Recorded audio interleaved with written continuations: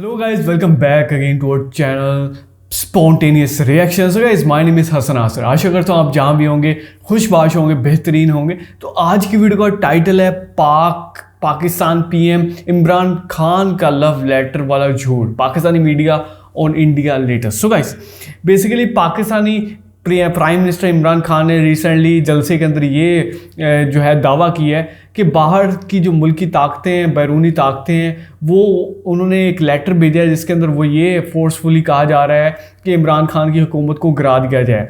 तो इस हवाले से इनको मज़ाहिया तौर पर कहा गया है लव लेटर। तो देखते हैं यार इस वीडियो के अंदर क्या हुआ है, इसके क्या हकाइक है, पाकिस्तानी मीडिया इसके ऊपर क्या कह रहा है। तो वीडियो को स्टार्ट करते हैं हमेशा काउंटिंग के साथ। 3, 2, 1 एंड स्टार्ट। सबसे पहले तो मैं ये कहना चाहूंगा कि इंटरनेशनल जो ताकतें हैं वो रिटर्न भेजती हैं आपको धमकियां जो है। मैं तो एक इस पे कंफ्यूज हूं सबसे पहले कि वो कौन सी इतनी बड़ी ताकत है कि जिनको इतनी दम है वो ताकत कि जिसने रिटर्न लिख के भेज दिया है कि खान साहब ये चिट्ठी जेब में डाल के रखे और इस पे अगला इलेक्शन जीते हैं। बड़ी दम है कोई ताकत जिसने इस तरह का हरकत की है, वो किस तरह ताकत बन गई है मेरी समझ से बाहर है। ये ताकत जो है मुल्तान की ताकत ना हो, क्योंकि कुरैशी साहब को भी जिक्र उन्होंने किया है कि कुरैशी साहब को 2-3 महीने से पता है। यहाँ पे ये जरूर अर्ज करना चाहूंगा कि आपके इंटीरियर मिनिस्टर साहब जो है अपना शेख रशीद साहब ने डिनाई कर दिया। उन्होंने कहा मुझे इसके बारे में कोई इल्म नहीं था। ये इतनी बड़ी थ्रेट है कि आपके इंटीरियर मिनिस्टर को नहीं पता कि थ्रेट आ चुकी है और 2 महीने से आ चुकी है। मेरे ख्याल में ये एक ब्लफ था और बल्कि जो मैं सबसे ज्यादा कहूंगा 2-3 एजेंसियों की रिपोर्टें हैं कि इसमें तकरीबन वो 60-65 हजार लोगों का जलसा कहते हैं और 25-30 हजार लोग सड़कों पे थे जो पहुंच नहीं सके। लेकिन जो आए हैं वो मायूस गए हैं और पूरा पाकिस्तान मायूस है क्योंकि इन्होंने वो ठुस कर दी। बिल्कुल इन्होंने बिल्कुल कुछ भी गुब्बारे से हवा निकाल दी, या तो डर के किसी धमकी से डर गए हैं। मेरे ख्याल में तो जो मेरी इंफॉर्मेशन के हिसाब से कुछ दिन पहले सिग्नल आया था कि please don't cross the red line, और उसको मेरे ख्याल खान साहब ने उस पर अमल किया है। और ऐसा कोई ब्लंडर पब्लिक में नहीं किया ऐसा कि जिसपे इदारे भी शर्मिंदा होते, और खान साहब तो खैर वैसे ही अजियत कोई नहीं है। और दूसरा मैं यहाँ पे ये जरूर ऐड करना चाहूंगा कि खान साहब मुल्की सलामती और दूसरी चीजें आपके पोर्टफोलियो का हिस्सा नहीं था। ये इंटरनेशनल कम्युनिटी को बिल्कुल पता है। वो आपसे आगे डिस्कस नहीं करते, आपकी फजाई हदूद भी डिस्कस नहीं करते, और जितने ज्यादातर मामलात है अफगानिस्तान में वो भी आपसे डिस्कस नहीं किए जाते थे मेरा मकसद हिस्ट्री में। तो ये आपने जो एक खाली लिफाफा जो है वो हवा में लहराया है। आज बहुत से लोग मेरे साथ ये कह रहे हैं पाकिस्तान में कि वो एक खाली लिफाफा ही था। इन्होंने बल्कि मायूस किया है लोगों को। अब ये और इसी मायूसी की बेस पर लोग ये कह रहे हैं ये पीटीआई का आखिरी जलसा था। अब उसके बाद जो इस वक्त बकरा मंडी तैयार हो चुकी है, आज मंडे को मंडी लग चुकी है और उसमें बोलियां शुरू हो रही है, लोग बकरों के वजन चेक कर रहे हैं और सारा कुछ हो रहा है।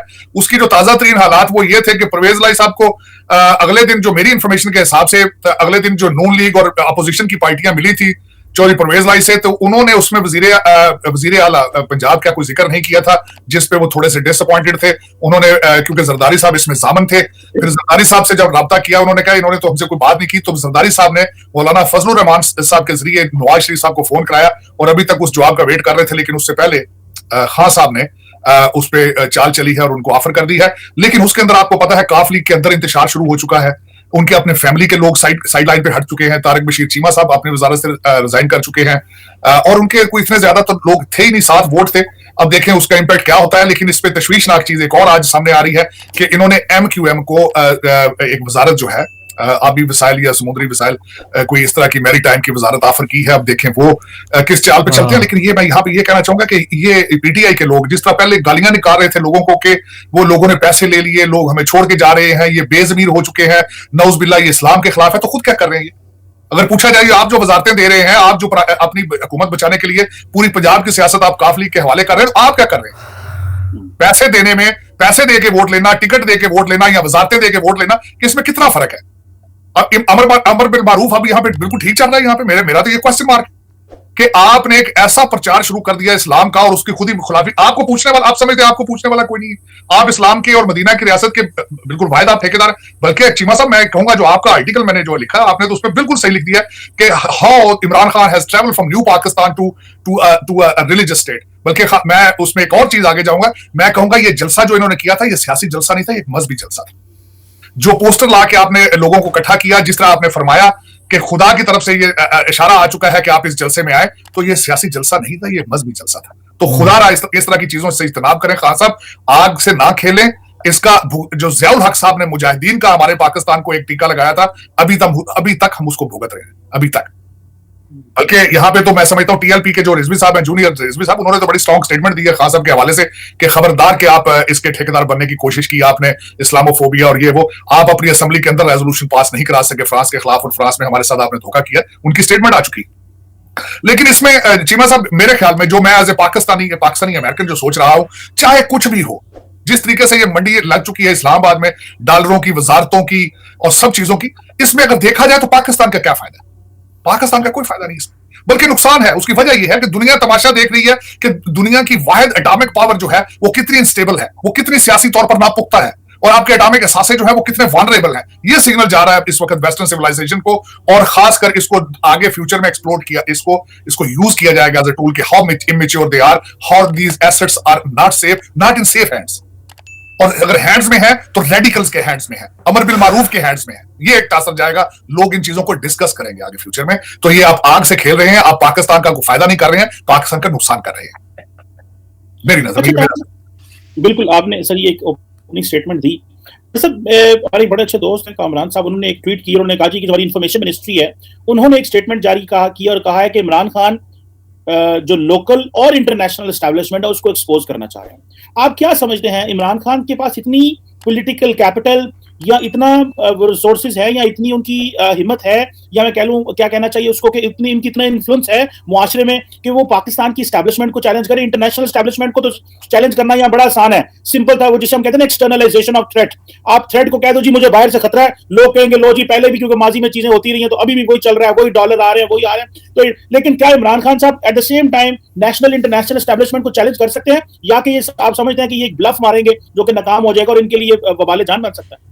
बन चुका है चीमा साहब, बल्कि उसकी वजह यह है कि वो थोड़े से न्यूट्रल हुए हैं तो केपीके इनके हाथ से निकल गया, थोड़े से न्यूट्रल हुए हैं तो इनको टीएलपी के साथ सीटें रीएडजस्ट करने की जरूरत महसूस हो गई है, वो थोड़े से न्यूट्रल हुए तो जान के लाले पड़ गए हैं। आप कह रहे हैं चैलेंज करना, वो न्यूट्रल हो तो बड़ा परेशान है ये बेचारे। मेरा मकसद है कि इनका हर बिल जो है वो असेंबली के अंदर वो पास कराते रहे, हर चीज। मेरा मकसद है खुद किसी देखे ना, परवेज इलाही साहब जिनको ये चीफ मिनिस्टर बना रहे हैं, उनकी स्टेटमेंट क्या थी कि नैपियां बदल बदल के हम थक चुके हैं। तुम देखे ना नैपियों के साथ इनके हालात तो ये हैं, और इन सर्कमस्टांसेस में इंटरनेशनल एस्टैब्लिशमेंट को चैलेंज करना चाहते हैं। मैं आज सिर्फ खान साहब अगर मेरे साथ बैठ के डिबेट करें कि आप दुनिया के लिए कितना बड़ा खतरा है कि अगर आपकी रेजिम को हटाना चाहेंगे, आप तो खतरा है ही नहीं। बल्कि आपको, और मजे की बात है, अभी मैं टीवी चैनल पर देख रहा था, एक बड़ा सीनियर इनका पीटीआई का बंदा जो है बार बार कह रहा था, देखें खान साहब ने आजाद और खुद मुख्तार फॉरेन पॉलिसी जो है वो लेकर आ गए, खुदा अदा ना लो यार, किस मुल्क के कदमों में आप नहीं पड़े हुए हो? चाइना से उठते हो तो रशिया में जाके मिलते करते हो पैसों के लिए, आईएमएफ का पैकेज अभी तक पड़ा है, लेजिस्लेशन आपने आईएमएफ को अकोमोडेट करने के लिए कर ली है, तो आपकी कहां इंडिपेंडेंस है, कहां आपकी हर चीज। मैं हमेशा ये कहता हूं, जब तक आप माशी तौर पर खुद मुख्तार नहीं होंगे, आपकी फॉरेन पॉलिसी आजाद नहीं हो सकती, बिल्कुल नहीं हो सकती। ये 2+2=4 ये एक सिंपल फार्मूला है, लेकिन इन लोगों को समझ नहीं आती, लोगों को बेवकूफ बनाया कि जी मैंने आजाद और खुद मुख्तार देखे, मैंने जी पाकिस्तानी पासपोर्ट की कितनी इज्जत बढ़ा दी है। आपने किया क्या उसके लिए? मुझे एक बात अभी तक बताएं, पाकिस्तान के लिए अभी तक आपने क्या डिलीवर किया? कितनी जाबें डिलीवर की हैं? कितने मंसूबे आपने डिलीवर किए हैं? आपने करप्शन के अलावा कुछ भी नहीं किया। और मैं चीमा साहब एक और चीज प्रेडिक्ट करूं आपको, आगे फ्यूचर में आने वाले दिनों में करप्शन और बढ़ेगी। उसकी वजह ये होती है जब लोगों को पता चल जाए कि हुकूमत कमजोर है, हुकूमत लाचार है, वो करप्शन की आखिर कर देते हैं, वो उसमें और ज्यादा तेजी आ जाती है, करप्शन में मजीद आएगी आने वाले दिनों में। और ये खास साहब बिल्कुल मैं समझता हूं इतने सेल्फिश हो चुके हैं कि अपनी हुकूमत के लिए, मैं जिस तरह पहले कई दफा मैंने कहा कि अगर मैं नहीं तो कुछ भी नहीं, बिल्कुल खास साहब ये पाकिस्तान की सालमियत के लिए खतरा है कि आप जिस तरीके की सियासत कर रहे हैं, जिस तरीके से वजारतें दे देकर आप लोगों को इकट्ठा कर रहे हैं, खासा पाकिस्तान के हक में ये चीजें नहीं है। आपको चाहिए था कि आप घर चले जाते और अगले इलेक्शन का इंतजार करते। ये यकीन करें, अगर आपको मशवरा देने वाला कोई अच्छा आदमी हो तो यही मशवरा दे कि you will become an hero after spending a year at home. क्योंकि मुस्लिम लीग और नून लीग और पीएस पार्टी ने सारी ने फिर दोबारा आके उसी तरीके से एक दूसरे के साथ झगड़े करके नौयत खराब कर लेनी थी। और दूसरा, इस वक्त अगर देखा जाए तो उनके पास कौन सा फार्मूला है महंगाई कम करने के लिए? कुछ भी नहीं उनके पास भी।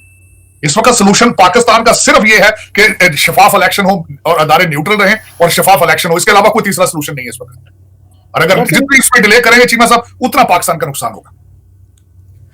सो गाइज, आप लोगों ने वीडियो के अंदर देखा कितनी ज़बरदस्त तरीके से इन्होंने इन्फॉर्मेशन दी है और इस अफेयर के बारे में बताया, वर्ल्ड अफेयर नहीं बल्कि पाकिस्तान के अफेयर्स के बारे में, कि पाकिस्तान के जो पॉलिटिकल क्राइसिस है उसको हाईलाइट करके इन्होंने बताया कि पाकिस्तान के अंदर जो जलसे जुलूस हो रहे हैं नून लीग की जानब से, पीपल्स पार्टी की जानब से और पीटीआई के इमरान खान की जानब से। और इमरान खान का जो रिसेंटली जो जलसा हुआ था जिसके अंदर वो लेटर की बात कर रहे थे कि एक सुपर पावर की जानब से लेटर आया कि इमरान खान को इस वज़ीर आज़म की सीट से मतलब मुस्ताफ़ी कर दिया जाए, तो उस हवाले से उन्होंने बात की, समझ से बाहर थी। From new Pakistan to religious, ये जो टच जो दिया गया है, इन्होंने बात बिल्कुल ठीक की है, उसके अंदर यही बात की जा रही थी। बट ये समझ से बाहर है कि कैसे सीएम ऑफ पंजाब जो कि उस्मान बुज़ार हैं, उनको मुस्ताफ़ी करके परवेज़ इलाही को नया वज़ीर आला मुकर्रर किया गया है। और उसके साथ साथ जो है एमक्यूएम जो कि सिंध की एक डोमिनेंट जो है पार्टी है, उसको भी एक वजारत देने का ऐलान किया है। और ये वजारतें बांटी जा रही हैं। केपीके जो कोई इनका हब हुआ करता था पीटीआई का, वो भी हाथ से काफ़ी हद तक निकल चुका है।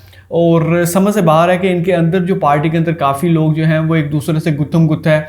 जहांगीर तरीन जो कि मेन इनके इन्फ्लुएंसर थे, एक पॉलिटिशियन थे, इनके मेन जो फ्रंट पे रहा करते थे, वो भी इनसे जुदा हो गए हैं, वो भी अलहदगी का इजहार कर चुके हैं। अलीम खान जैसे भी अलहदगी का इजहार कर चुके हैं। पाकिस्तान के अंदर इस टाइम कुछ नहीं है, पाकिस्तान की जीडीपी इस टाइम लो है, और काफ़ी हद तक हम कह सकते हैं कि पाकिस्तान की जो मिलिट्री पावर है वो भी काफ़ी हद तक इसको झटका पड़ा है, नुकसान हुआ है because of the PTI government जब से आई है। और दूसरी बात ये भी कहा जा सकता है कि पाकिस्तान तहरीक इंसाफ इस टाइम कमज़ोर नज़र आ रही है, और वो भी वही अर्ज करने अपना रही जो कि पास्ट में, जो माजी में पार्टीज दूसरी करती आई हैं। और वजारतें बांटना एक आई थिंक रिलीजियस नहीं होगा, एक आई थिंक अपनी ज़मीर के ख़िलाफ़ ये चीज़ कदम उठाना है, उसको कहा जाता है।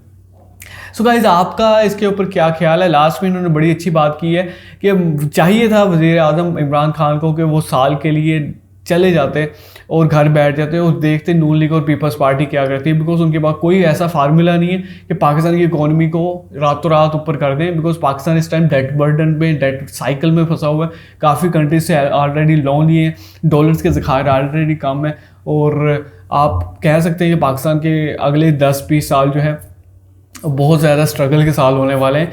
और उम्मीद करता हूँ कि पाकिस्तान तरक्की करे। और आप लोगों का क्या ख्याल है, आप लोगों ने कमेंट सेक्शन में ज़रूर बताना है। अब तक के लिए इतना, इंशाल्लाह नेक्स्ट वीडियो में दोबारा से मुलाकात होगी एक नई ज़बरदस्त वीडियो के साथ। टेक केयर गाइस, खुदा हाफिज़।